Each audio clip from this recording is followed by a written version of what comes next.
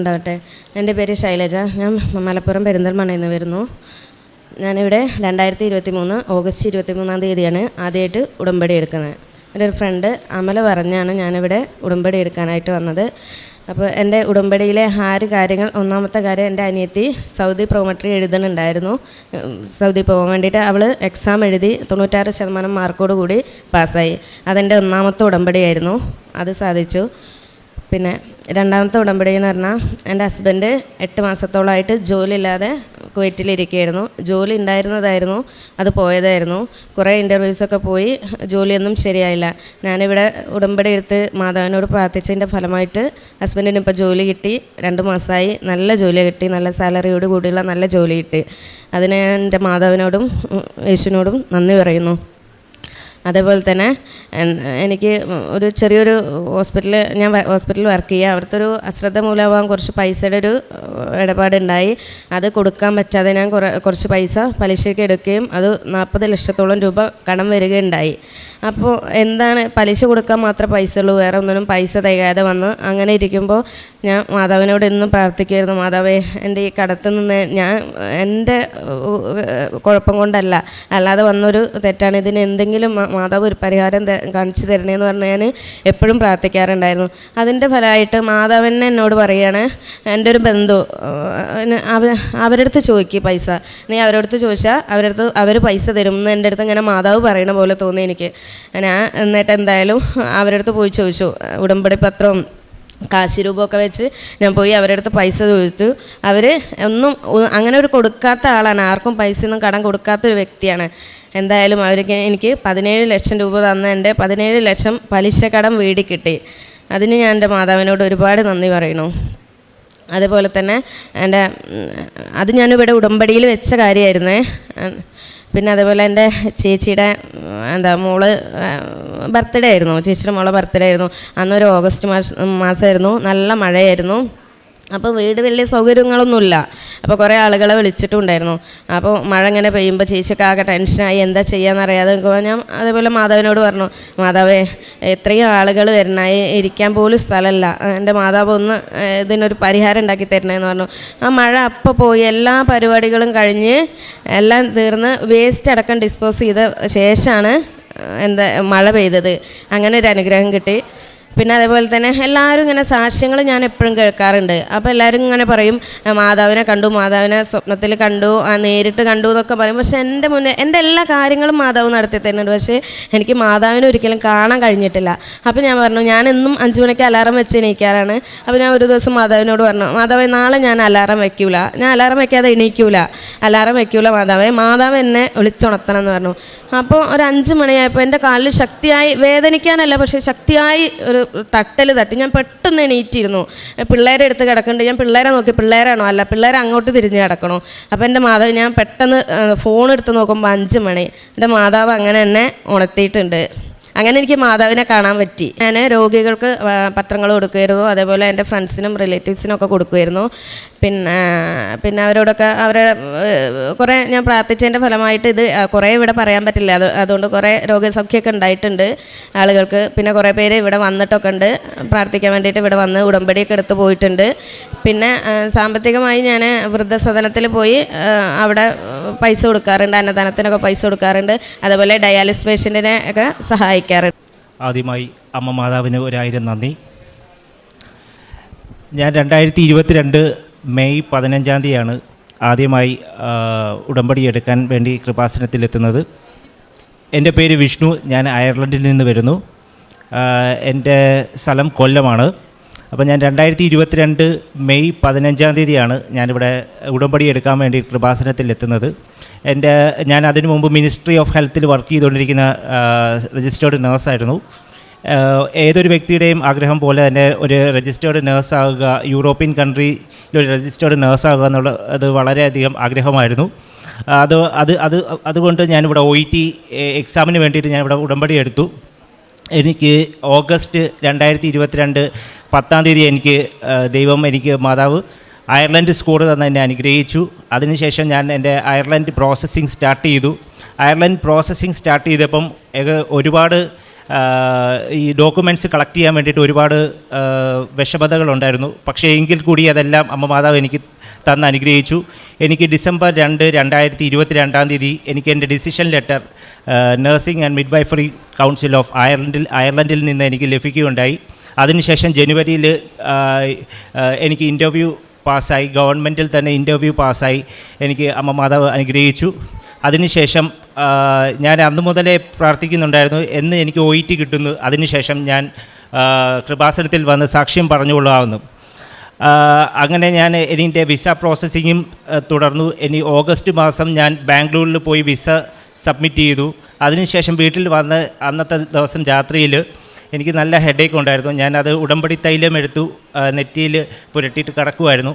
അപ്പോൾ ആ സമയത്താണെങ്കിൽ രാത്രിയിൽ അമ്മ മാതാവ് രൂപം എനിക്ക് സ്വപ്നത്തിൽ പ്രത്യക്ഷപ്പെടുകയും 4 പ്രാവശ്യം എൻ്റെ അടുത്തോട്ട് വരികയായിട്ട് ചെയ്തു. അപ്പോൾ ഞാൻ വീട്ടിൽ വിചാരിച്ചു ഉടമ്പടി എടുത്തതിന് ശേഷം OET റിസൾട്ട് കിട്ടിയതിന് ശേഷം ഞാൻ ഇതുവരെ സാക്ഷ്യം പറയാൻ വേണ്ടിയിട്ട് അവിടെ ചെന്നിട്ടില്ല. ഒരുപക്ഷെ മാതാവ് എന്നെ ഓർമ്മിപ്പിച്ചായിരിക്കും. അതിനുശേഷം ഞാൻ ഓഗസ്റ്റിൽ ഞാൻ പിറ്റേ ദിവസം തന്നെ ഞാനിവിടെ കൃപാസനത്തിൽ വരികയും അച്ഛനോട് ഞാൻ എഴുതി, അന്ന് അച്ഛനായിരുന്നു ഇവിടെ ഇരിക്കുന്ന അച്ഛൻ തന്നെയായിരുന്നു.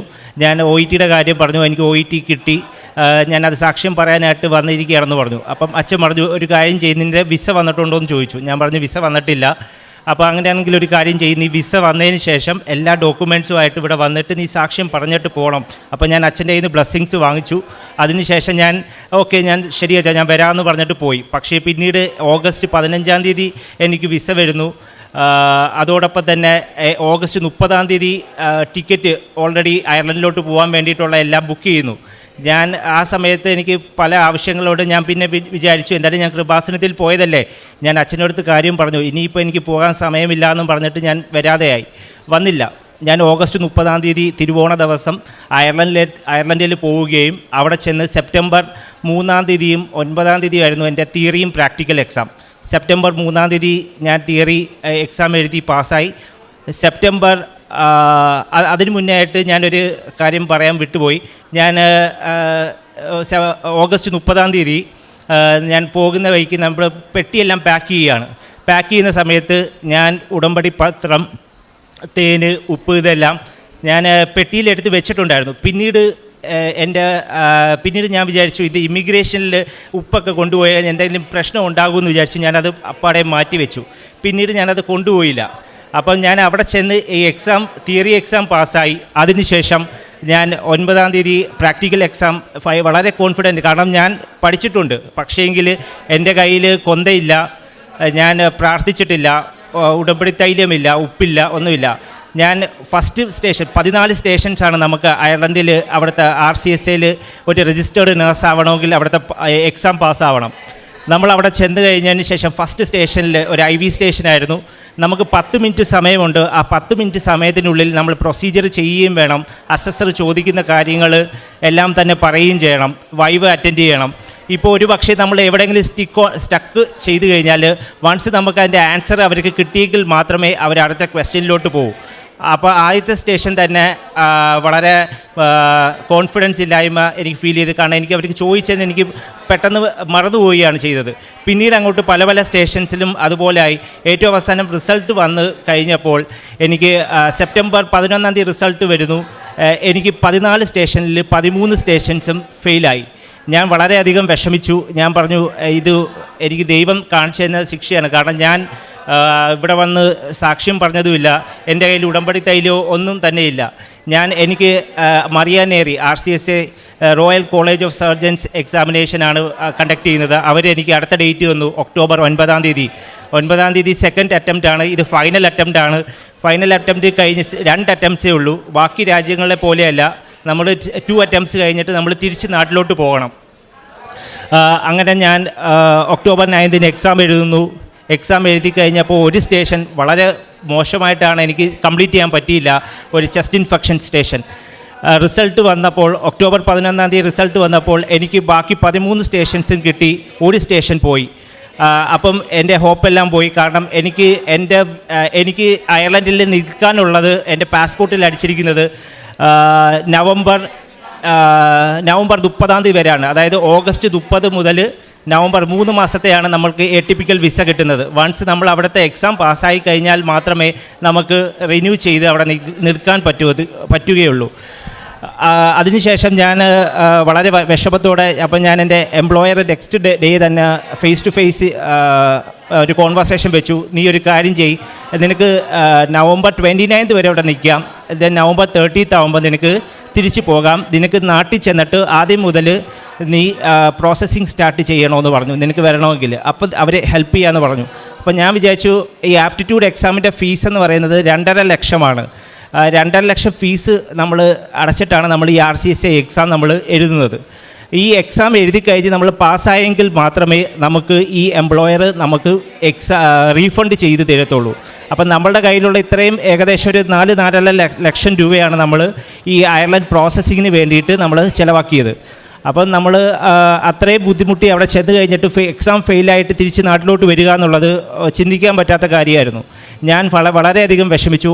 അങ്ങനെ ഒരു ദിവസം അപ്പം ഞാൻ വീട്ടിൽ പറഞ്ഞു, അങ്ങനെയാണെങ്കിൽ നീ ഇത്രയും കോൺഫിഡൻ്റ് ആണെങ്കിൽ അന്ന് രാത്രി ഞാൻ കിടന്നുറങ്ങിയപ്പോൾ വീണ്ടും എൻ്റെ ഉള്ളിൽ മാതാവ് പറയുന്നത്, നിനക്ക് ഒരു സ്റ്റേഷനാണ് പോയത്, നീ എന്തുകൊണ്ട് വിഷമം, നീ ഒന്നും കൂടെ DL അപ്ലൈ ചെയ്യൂ, നിൻ്റെ ഡോക്യുമെൻറ്റ്സ് നീ ഒന്നും കൂടെ അപ്ലോഡ് ചെയ്യൂ. അങ്ങനെ ഒരു ഡിസിഷൻ എടുക്കുന്നു. ഒക്ടോബർ 14 ഞാൻ NMBAക്ക് വീണ്ടും സബ്മിറ്റ് ചെയ്യുന്നു ഡോക്യുമെൻറ്റ്സ് സബ്മിറ്റ് ചെയ്ത്. സാധാരണ ഡോക്യുമെൻറ്റ്സ് സബ്മിറ്റ് ചെയ്ത് കഴിഞ്ഞാൽ വീണ്ടും ഒരു ക്വയറീസ് എന്തെങ്കിലും റേസ് ചെയ്യും. പക്ഷേ ഒരു ക്വയറി ഇല്ലാതെ എനിക്ക് നവംബർ 6 എൻ്റെ ഡിസിഷൻ ലെറ്റർ വീണ്ടും എനിക്ക് തരുന്നു. അങ്ങനെ ഡിസിഷൻ ലെറ്റർ എനിക്ക് കിട്ടിക്കഴിഞ്ഞ് ഉടൻ തന്നെ ഞാൻ എൻ്റെ എംപ്ലോയർക്ക് മെയിൽ ചെയ്യുന്നു. അതായത് എനിക്ക് എൻ്റെ ഡിസിഷൻ ലെറ്റർ കിട്ടി, എനിക്കിനി ഒരു പ്രാവശ്യം കൂടെ എക്സാം എഴുതാനുള്ള പെർമിഷൻ അവർ തരുവാണെന്നുണ്ടെങ്കിൽ എനിക്ക് എഴുതാൻ പറ്റുമെന്നുള്ളത്. അപ്പോൾ പെട്ടെന്ന് തന്നെ എംപ്ലോയർ പറഞ്ഞു, എന്തായാലും ഞാൻ നാളെ ലീവാണ്, ഇപ്പോൾ പറ്റത്തില്ല, ഇപ്പോൾ ഡിസിഷനൊന്നും ചെയ്യാൻ പറ്റത്തില്ല, നീ നാളെ വരാൻ പറഞ്ഞു. അങ്ങനെ നവംബർ 7 ഞാൻ ചെന്നപ്പോഴും അവർ ലീവാണ്. അങ്ങനെ ഞാൻ തിരിച്ച് വളരെ വിഷമത്തോടെ ഞാൻ എൻ്റെ അക്കോമഡേഷനിലോട്ട് പോയിക്കൊണ്ടിരിക്കുന്ന സമയത്ത് അവിടെ ഒരു പള്ളിയുണ്ട്, മാതാവിൻ്റെ പള്ളിയാണ്. ഞാൻ അതിൽ കയറി പ്രാർത്ഥിച്ചുകൊണ്ടിരുന്ന സമയത്ത് അവിടുത്തെ ഒരു ഐറിഷുകാരി ഈ ഒരു കൊന്ത എനിക്ക് എൻ്റെ കൈ കൊണ്ട് തന്നിട്ട് പറഞ്ഞു, ഒന്നുകൊണ്ടും വിഷമിക്കേണ്ട, നിൻ്റെ എല്ലാം ഓക്കെ ആകുമെന്ന് പറഞ്ഞു. ഞാൻ ഇതിട്ടതിന് ശേഷം ഞാൻ തിരിച്ച് എൻ്റെ അക്കോമഡേഷനിൽ എത്തിക്കഴിഞ്ഞപ്പോഴത്തേക്ക് എനിക്ക് മെയിൽ വരുന്നു, വിഷ്ണു നിനക്ക് നാളെ സാറാ ബ്ലാക്കുമായിട്ട് ഒരു അപ്പോയിൻമെൻ്റ് ഉണ്ട്, നീ വരണമെന്നുള്ളത്. അങ്ങനെ ഞാൻ നോക്കിയപ്പോൾ നവംബർ 8 എൻ്റെ ബർത്ത്ഡേ ആണ്. അപ്പോൾ ഞാൻ വിചാരിച്ചു എന്തായിരിക്കും അവരുടെ ഡിസിഷൻ എന്നറിയില്ല. ഞാൻ അവിടെ ചെന്ന് ഉടൻ തന്നെ അവർ പറഞ്ഞു, നിനക്കൊരു ഹാപ്പി ന്യൂസ് ഉണ്ട്, നിൻ്റെ ഫീസ് ഞാൻ അടയ്ക്കാൻ പോവുകയാണ്, നിൻ്റെ എക്സാം ഫീസ് ഞാൻ അടച്ചു, നിൻ്റെ എക്സാം ഡേറ്റ് വളരെ പെട്ടെന്ന് തന്നെ എടുക്കാനുള്ള എല്ലാ ഇതും ഞാൻ അവർക്ക് NMBAക്ക് RCSAയിലോട്ട് ഫോർവേഡ് ചെയ്യാമെന്ന് പറഞ്ഞു. എനിക്ക് നവംബർ 26 എക്സാം ഡേറ്റ് കിട്ടി. ഡിസംബർ 2 എൻ്റെ പ്രാക്ടിക്കൽ എക്സാമിൻ്റെ ഡേറ്റും കിട്ടി. ഞാൻ ആ അറ്റംപ്റ്റിൽ 14 സ്റ്റേഷൻസും ഞാൻ പാസ്സാവുകയാണ് ഉണ്ടായത്. അതിനുപരിയായിട്ട് ഈ ഒരു കാലയളവിൽ ഞാൻ വേറൊരു യൂണിവേഴ്സിറ്റി ഹോസ്പിറ്റലിൻ്റെ അടുത്തൊരു ജോബിനെന്ന് പറയുന്നൊരു ആപ്റ്റിറ്റ്യൂഡ് ഫോർ അസ് എന്നൊരു സ്ഥാപനത്തിൽ ഒരു ഓഫ്ലൈൻ ക്ലാസ് അറ്റൻഡ് ചെയ്യുകയുണ്ടായി.